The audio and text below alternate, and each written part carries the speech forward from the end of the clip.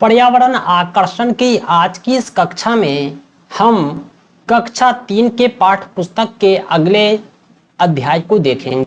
उसके सारांश हम आपको समझाएंगे, जिसकी पिछली कक्षा आप तक पहुंचाई जा चुकी है।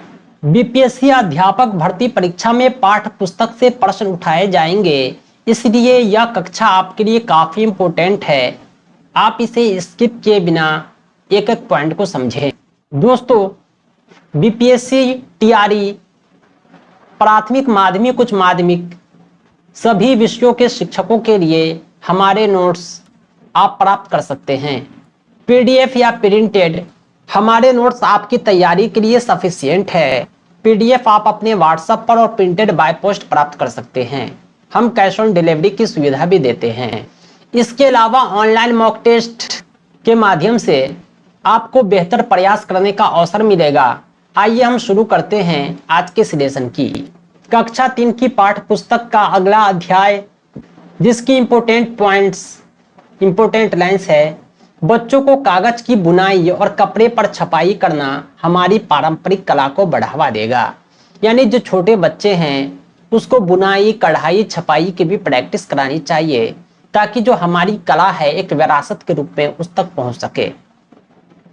इस तरह बच्चे अपनी कला को दिखा पाएंगे, किस बच्चे के अंदर कितनी रचनात्मकता है, कितनी क्रिएटिविटी है। यह आवश्यक समझा गया है कि इस पुस्तक में बच्चों के परिवेश के प्राकृतिक और सामाजिक घटकों को समग्र रूप में प्रस्तुत किया जाए। पर्यावरण की पाठ्य पुस्तक ही इसलिए होती है कि हम बच्चे को उसके परिवेश से अवगत कराएं।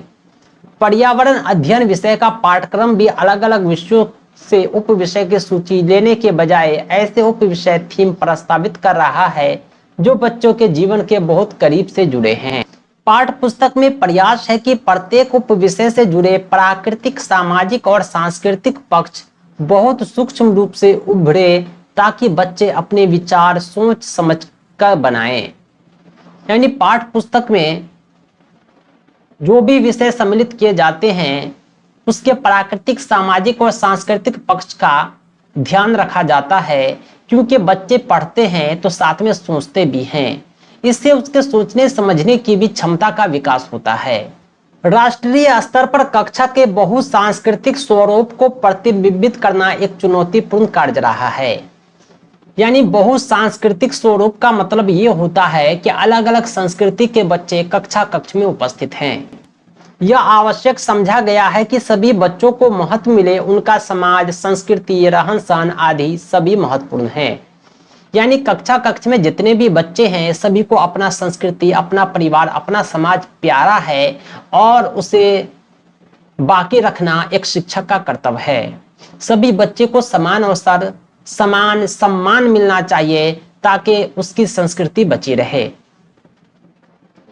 अगला इंपॉर्टेंट है कि लिंग, वर्ग, संस्कृति, धर्म, भाषा, भौगोलिक स्थिति आदि सभी को समाहित करना था। बच्चों को व्यक्ति में होने वाली भिन्नताओं के प्रति संवेदनशील कैसे बनाया जाए। हमारा जो समाज है उसमें भिन्नता पाई जाती है। अलग अलग धर्म, अलग अलग संस्कृति, अलग अलग भाषा, भौगोलिक स्थिति भी अलग है, बहुत सारी भिन्नताएं हैं। इस भिन्नताओं के प्रति जब तक छात्र संवेदनशील नहीं बनेंगे, उसमें जागरूकता नहीं आएगी, वो समाज को समझ नहीं पाएंगे। पुस्तक में विषय वस्तु बाल केंद्रित रखी गई है, जिससे बच्चों को स्वयं खोजकर पता करने का अवसर मिले। एक होता है बाल केंद्रित, एक होता है शिक्षक केंद्रित। जब शिक्षक अपने इच्छा अनुसार पढ़ाता है तो उसे शिक्षक केंद्रित शिक्षा कहते हैं। अगर आप बच्चे के अनुसार पढ़ा रहे हैं, बच्चे की इच्छा के अनुसार, तो वो बाल केंद्रित शिक्षा है। पाठ्यक्रम में यह प्रयास किया गया है कि रटने की प्रवृत्ति कम हो, अतः परिभाषाएं, वर्णन, अमूर्त प्रत्यय आदि को स्थान नहीं दिया गया है। पर्यावरण की पाठ्य पुस्तक में आप देखेंगे कि किसी भी चीज को कहानी बनाकर समझाया गया है। यानी रटने की जो प्रवृत्ति है उसको समाप्त ही कर दिया गया है। जहां कहीं आवश्यकता है रटने की, उसको बहुत ही कम रटने का अवसर दिया जाता है। पहला प्रयास ये होता है कि कहानी के माध्यम से बच्चे को समझा दिया जाए। इससे ये होता है कि पाठ्य पुस्तक में जानकारी देना बहुत ही सरल कार्य हो गया है।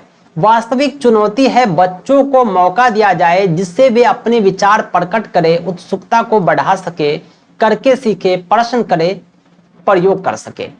यानी बच्चे को हम कक्ष में पढ़ा रहे हैं तो उसे किताबें ज्ञान तक सीमित नहीं रखना है। हमें ये चाहिए कि हम बच्चे के अंदर उत्सुकता बढ़ाएं, उसके अंदर प्रश्न करने की क्षमता का विकास हो, वे खुद करके सीखे, वे प्रयोग करके सीखे। यही असल चुनौती है। बच्चे पाठ पुस्तक से खुशी खुशी जुड़े, इसके लिए पाठों का प्रस्तुतिकरण विविध तरीकों से किया गया है। किसी भी पाठ की शुरुआत होती है तो वो रोचक होती है, लगता है कि एक अमेजिंग कहानी शुरू होने वाली है, लेकिन उसमें आम जीवन की शिक्षा दी जाती है। उसे रुचिकर इसलिए बनाया गया है कि छात्र जो है खुशी खुशी इसमें जुड़ सके। किस्से का, कहानी का, संवाद का, कविता का, पहेली का, इन सब चीजों का प्रयोग किया गया है बच्चों के बातों के प्रति संवेदनशीलता विकसित करने के लिए। उन्हें अक्सर किस्से, कहानी आदि के इस्तेमाल का मौका दिया जाता है, क्योंकि बच्चे जो होते हैं ना, कहानी के पात्र को आसानी से समझते हैं। उसे बचपन से आदत है दादी नानी से कहानी सुनने की, इसलिए वे कहानी को अच्छे से समझते हैं। पुस्तक में प्रयुक्त भाषा भी औपचारिक नहीं है, बल्कि बच्चों की बोलचाल की भाषा है। पर्यावरण की पाठ पुस्तक की जो भाषा है वो बच्चों की बोलचाल की भाषा है। ऐसा लगता है कि हम किसी पाठ को पढ़ते हैं तो दो बच्चे बात कर रहे हैं, कक्षा के बच्चे, कभी भाई बहन की बात हो रही है। ये बच्चों की बोलचाल की भाषा है जिसे वे आम जीवन में भी उपयोग करते हैं। ज्ञान सृजन के लिए बच्चों का क्रियाशील यानी एक्टिव होना जरूरी है। पर्यावरण अध्ययन की पढ़ाई को कक्षा की चार दीवारी के बाहर से जोड़ा गया है। पर्यावरण का मतलब ही होता है परि जोड़ आवरण, यानी हमारे चारों ओर जो कुछ भी मौजूद है सब पर्यावरण है। पर्यावरण में सब कुछ की शिक्षा दी जाती है। कक्षा कक्षी, कक्षा के बाहर पेड़ पौधे, घास फूस, जानवर जंतु, घर समाज परिवार, सब कुछ की शिक्षा दी जाती है। इसमें विज्ञान, सामाजिक विज्ञान, हर विषय सम्मिलित है। पाठ पुस्तक में क्रियाकलापों द्वारा बच्चों में अवलोकन क्षमता के लिए बाग बगीचे, तालाब के किनारे, प्रकृति भ्रमण पर ले जाने की जरूरत है। इसमें अवलोकन के साथ साथ अन्य कौशलों का भी विकास होता है। सरकार की तरफ से भी राशि आती है, बच्चे को भ्रमण पर ले जाया जाता है, उन्हें जो है वास्तविक परिवेश से अवगत कराया जाता है। हम बच्चे को समंदर के बारे में पढ़ा रहे हैं, बांध के बारे में पढ़ा रहे हैं। जब तक हम उसे रियल बांध नहीं दिखाएंगे, रियल समंदर नहीं दिखाएंगे, तब तक उसका समझ अधूरा ही रहेगा। जब उसे हम निजी जीवन से उसकी शिक्षा को जोड़ देंगे तो उसका ज्ञान जो है बिल्कुल अस्थायी हो जाएगा और हमेशा के लिए ठोस हो जाएगा। इसलिए पाठ पुस्तक में यह प्रयास किया गया है कि बच्चों का ज्ञान अस्थायी हो, जो विद्यालय के ज्ञान से जोड़कर पढ़ाया जाए। यह ध्यान देने की बात यह है कि पाठ पुस्तक में सम्मिलित क्रियाकलाप मात्र सुझावात्मक होते हैं। पाठ पुस्तक में जो भी क्रियाकलाप है वो सुझावात्मक हैं। असल क्रियाकलाप तो आपको खुद से करना है, यानी शिक्षक बच्चे को अलग अलग अवसर देंगे, अलग अलग गतिविधि करने का, अलग अलग क्रियाकलाप करने का। पुस्तक में दिए क्रियाकलापों और इस्तेमाल की गई सामग्री को स्थानीय परिवेश के अनुसार रूपांतरित करना है। पुस्तक में विविध प्रकार के क्रियाकलाप हैं जो बच्चों को अवलोकन, खोज, वर्गीकरण, प्रयोग, चित्र, बातचीत करना, अंतर ढूंढना, लिखना आदि सभी कौशलों को सीखने का मौका देते हैं। और इसी का प्रयोग करके आप बच्चे को जो है और अधिक अवसर देंगे ताकि उसका ज्ञान अस्थायी हो सके। अगला है, पाठ पुस्तक में बहुत सारे ऐसे क्रियाकलाप हैं जिन्हें बच्चे स्वयं अपने हाथों से करेंगे, उससे गामक कौशलों का विकास होगा। हमें इस सभी महत्वपूर्ण पहलुओं को ध्यान में रखना होगा। एक इंपॉर्टेंट शब्द आया है गामक कौशल। गामक कौशल होता है गति, गमन करना, यानी उसे ऐसे कौशल का विकास होगा जिससे वो खुद सोचेंगे, खुद करेंगे, यानी उसके अंदर नेतृत्व क्षमता, आत्मविश्वास जैसे कौशल का विकास हो जाएगा। सृजनात्मक को उभारना, रचना करने का कौशल एवं सौंदर्य बोध का विकास भी होगा। क्रियाकलापों के बाद उस विषय पर चर्चा बच्चों को अपने अवलोकन के निष्कर्ष निकालने में सहायक होगी। बच्चे पहले खुद करेंगे, उसके बाद शिक्षक चर्चा करेंगे। तो बच्चे क्या करेंगे, मन ही मन में खुद का अवलोकन करेंगे, हमने क्या किया, क्या कमियां रह गई। सही दिशा में चर्चा या सुझाव बच्चे में व्यक्तिगत रूप से सीखने में ज्यादा मददगार हो सकते हैं। अगर हम चर्चा करेंगे या उसे सुझाव देंगे तो बच्चे जो है व्यक्तिगत रूप से आत्मनिर्भर बनेंगे सीखने के प्रति। यानी यह स्पष्ट हो गया कि पाठ्य पुस्तक ही मात्र सीखने का स्रोत नहीं है। बच्चों को, अभिभावक को और समाज का विद्यालय से जुड़ाव होगा तो बच्चों के परिवार के बारे में जानने का मौका मिलेगा। विद्यालय में अभिभावक शिक्षक संगोष्ठी भी होता है, पेरेंट टीचर मीटिंग। इसीलिए क्या जाता है कि हम अभिभावक को जान सकें, अभिभावक हमारे टच में रहेंगे तो हम उसके समाज के बारे में, उसके परिवेश के बारे में, उसकी संस्कृति के बारे में बच्चों को पढ़ाएंगे, समझाएंगे। पढ़ाने के दौरान चित्रों का इस्तेमाल भी करना है क्योंकि ये बच्चे को खुशी प्रदान करते हैं, बच्चे को सीखने का अवसर मिलता है। पाठ्य पुस्तक में विभिन्न प्रकार के क्रियाकलापों में विभेद करने के लिए कुछ चिन्हों का प्रयोग किया गया है जिसे सूची पुस्तक में सम्मिलित की गई है। समूह के लिए पारस्परिक क्रियाकलापों से बच्चे एक दूसरे से बहुत कुछ सीखते हैं और इससे मिलकर कार्य करने की क्षमता बढ़ती है। मनुष्य को सामाजिक प्राणी कहा गया है, वे समूह में रहना पसंद करते हैं। समूह में रहने का फायदा यह होता है कि लोग एक दूसरे को देखते हैं और सीखते हैं। इससे जो है ज्ञान बढ़ता है, कार्य करने की क्षमता बढ़ती है। अगला यह है कि बच्चे में शिल्प कला और चित्रकला को समूह में करके आनंदित होते हैं। यहाँ पर दो वर्ड आया है, एक है शिल्प कला, एक है चित्रकला। चित्रकला का मतलब होता है चित्र बनाना और शिल्प कला का मतलब होता है हाथ की कारीगरी। जैसे हाथ से टोकरी बना दिया, कागज से कुछ बना दिया, यानी आप अपने हाथ का प्रयोग करके कुछ आकर्षक वस्तु बना रहे हैं, ये हो गया शिल्प कला। और पेन पेपर का प्रयोग करके कोई चित्र बना रहे हैं, ये हो गया चित्रकला। इन सब कार्य को बच्चे समूह में करके काफी आनंदित होते हैं, काफी पसंद करते हैं। ये सब काम कक्ष में होनी चाहिए क्योंकि इससे रचनात्मकता बढ़ती है और जो बच्चे रचनात्मकता के साथ काम करेंगे उसकी प्रशंसा भी करनी चाहिए। इससे बच्चे क्या होते हैं, प्रेरित होते हैं। अतः उनकी प्रशंसा की जाए, उसमें रचनात्मकता को आवश्यक रूप से नकारा न जाए।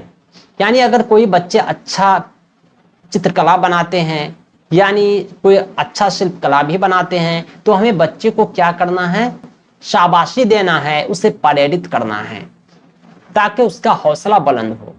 पाठ में प्रश्नों तथा क्रियाकलापों का उद्देश्य मात्र सूचना अथवा जानकारी को जांचना नहीं, बल्कि बच्चों को अपने विचार प्रकट करने का अवसर देना है। यानी जो क्रियाकलाप होते हैं, सबसे पहले बच्चे को अपने विचार प्रस्तुत करने के लिए कहना है कि बच्चे इस संबंध में क्या विचार प्रस्तुत करते हैं, बच्चे की क्या रचनात्मकता है, उसकी क्या मानसिकता है, उसकी क्या समझ है। क्रियाकलापों को करने के लिए पूरा समय देना चाहिए क्योंकि बच्चे अपने गति से सीखते हैं, यह ध्यान में रखना चाहिए। जितने भी बच्चे होते हैं उसमें व्यक्तिगत विभिन्नता होती है, उसकी सीखने की अपनी अपनी गति होती है, उसे पर्याप्त अवसर देना चाहिए खुद से सीखने का।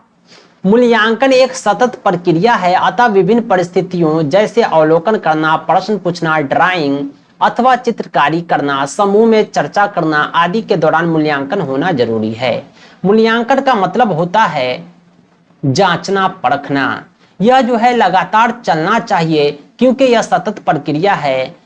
जब भी हम बच्चे से कुछ पूछें तो हम अवलोकन करें बच्चे की जानकारी कितनी है, बच्चे कितना सीखते हैं, बच्चे ने कितना सीखा, उसमें क्या कमियां हैं, आगे किन विषयों पर, किन टॉपिक पर हमें ज्यादा ध्यान देना है। हमें हर बच्चे में यह समझ पैदा करवानी होगी कि किसी भी समाज में भिन्नता स्वाभाविक है। हमें इस भिन्नताओं की प्रशंसा तथा सम्मान करना चाहिए। हमारा देश में बहुभाषिकता है, अलग अलग संस्कृति, अलग अलग सभ्यता, अलग अलग तहजीब तमद्दुन है। हमें बच्चे को भी इसका एहसास दिलाना है ताकि इस भिन्नता का वो सम्मान कर सके, इसकी प्रशंसा कर सके। सामाजिक मुद्दों को संवेदनशीलता को बड़ी सावधानी से संभाला जा सकता है।